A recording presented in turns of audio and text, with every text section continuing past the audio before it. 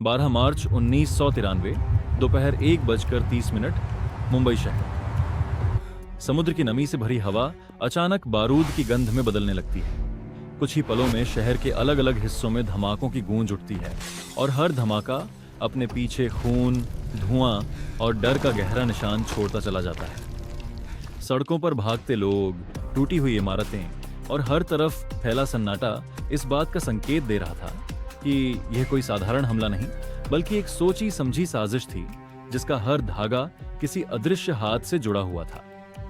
मुंबई की इस तबाही के पीछे एक नाम धीरे धीरे परछाइयों से निकलकर सामने आता है और वह नाम था दाऊद इब्राहिम। एक ऐसा व्यक्ति जिसने गरीबी से उठकर अपने दिमाग और निर्दयता के दम पर अंडरवर्ल्ड की दुनिया में अपना साम्राज्य खड़ा किया। डोंगरी की तंग गलियों से शुरू हुआ यह सफर अब अंतरराष्ट्रीय सीमाओं को पार कर चुका था, जहां कानून की पहुंच कमजोर और डर की हुकूमत मजबूत थी। उसके लिए यह सिर्फ अपराध नहीं था, बल्कि एक ऐसा खेल था जिसमें हर चाल पहले से तय होती थी और हर मोहरा उसकी उंगलियों के इशारे पर चलता था। समय के साथ उसका नेटवर्क इतना मजबूत हो चुका था कि दुबई से लेकर कराची तक उसका प्रभाव फैल गया।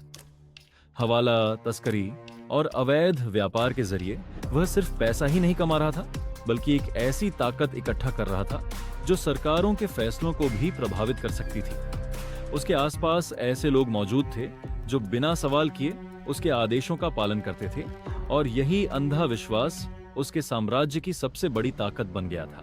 लेकिन हर ताकत अपने साथ एक कमजोरी भी लाती है और यही कमजोरी धीरे धीरे उसके खिलाफ साजिशों को जन्म देने लगी।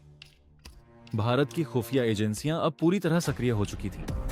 फाइलों में छिपी जानकारी, गुप्त बैठकों में बनती रणनीतियां और सीमाओं के पार भेजे गए एजेंट्स एक ही लक्ष्य पर केंद्रित थे और वह लक्ष्य था इस अंधेरे साम्राज्य को खत्म करना। हर दिन एक नई सूचना सामने आती, लेकिन हर बार वह एक कदम आगे निकल जाता।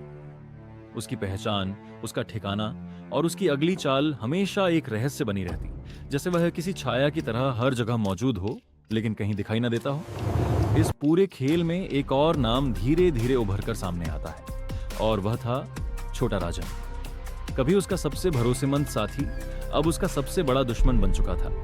अंडरवर्ल्ड की यह जंग सिर्फ पैसा या ताकत की नहीं थी, बल्कि विश्वासघात और बदले की आग से भरी हुई थी। दोनों के बीच की यह दुश्मनी इतनी गहरी हो चुकी थी कि इसका असर सीमाओं के पार तक महसूस किया जाने लगा।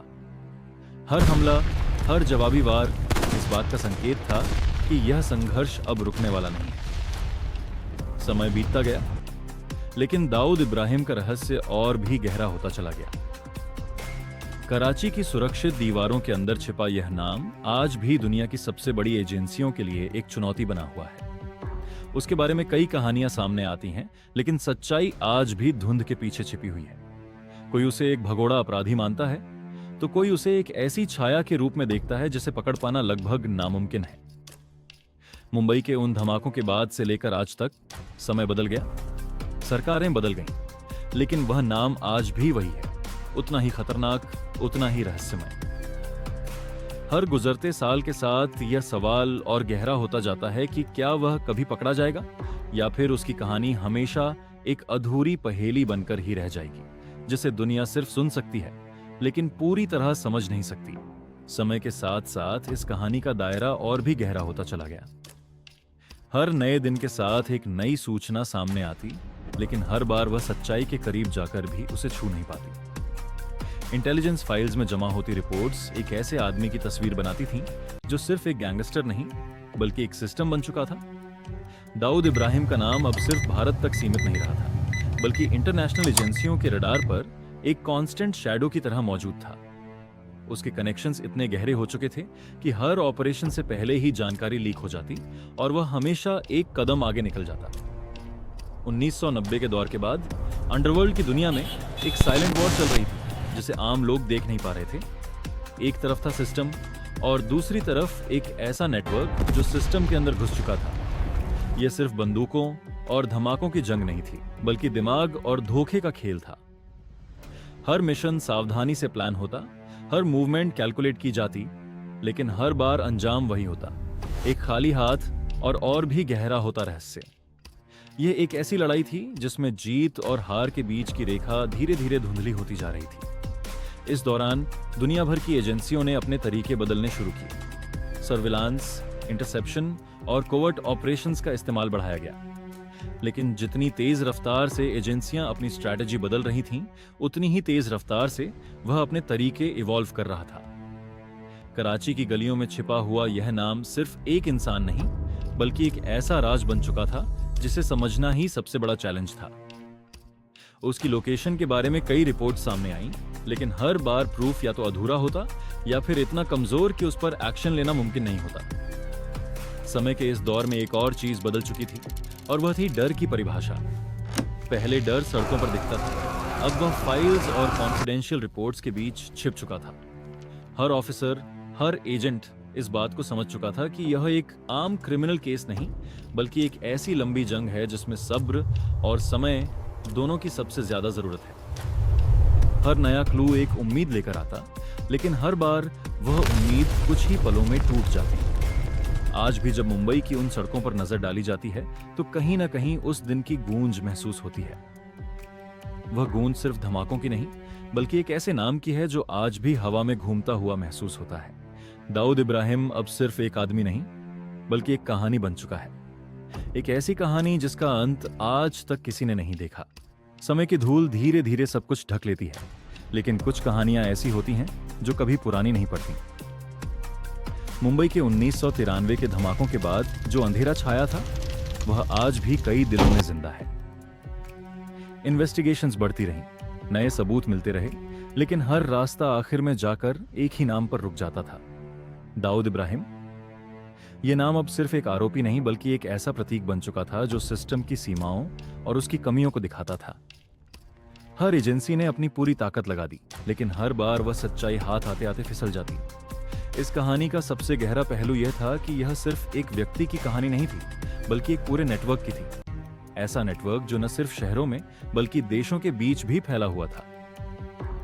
फाइनेंस से लेकर पॉलिटिक्स तक हर जगह उसकी परछाई महसूस की जा सकती थी। यह एक ऐसी दुनिया थी जहां कानून और अपराध के बीच की रेखा इतनी पतली हो चुकी थी कि उसे पहचानना मुश्किल हो गया था।